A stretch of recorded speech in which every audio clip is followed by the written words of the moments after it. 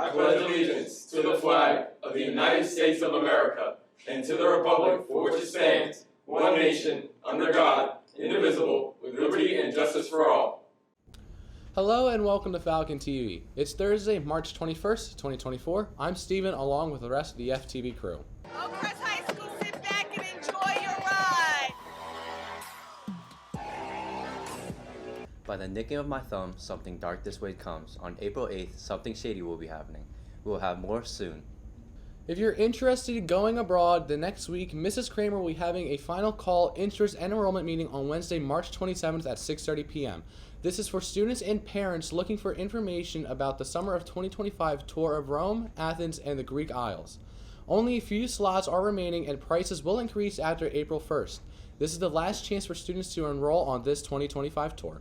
Today for Women's History, we look at Mary Walker. When the only woman ever awarded the Medal of Honor dashed daringly across enemy lines to treat wounded civilians as the U.S. Army's first female surgeon, she helped a Confederate doctor perform an amputation and was then promptly arrested as a spy. When she had graduated medical school 10 years earlier, she was the only woman in her class, having grown up on a farm with free-thinking parents who let her work, learn, and wear whatever she liked. But when she and her husband opened a medical practice, they struggled to make ends meet, because few people at the time wished to be treated by a woman. When the Civil War broke out, she tried to enlist in the Army, but was rejected and only allowed to serve as a nurse, treating the wounded at the Battle of Bull Run before dropping out and rejoining as an unpaid volunteer so that she could actually do the work of a doctor. But after she was one of the only people brave enough to cross enemy lines to treat wounded soldiers during the battles of Fredericksburg and Chickamauga, she was finally recognized and given a paid position as a surgeon. When she was captured, she spent 4 months in Confederate prison before she was released, and she was then recommended by General Sherman for the Medal of Honor. And on November 11th, 1865, President Andrew Johnson wrote that she had devoted herself with much patriotic zeal to the sick and wounded soldiers both in the field and hospitals to the detriment of her own health. And he awarded her what is still to this day the only one out of more than 3,500 medals of honor that was ever granted to a woman. After the war, she became an author and a lecturer and spent her life fighting for women's rights, outspokenly advocating for women's suffrage, and even once being arrested for wearing men's clothes. To which she retorted, "I don't wear men's clothes, I wear my own." When you're the daring doctor who defied discrimination, they don't just call you the only woman ever awarded the Medal of Honor. They call you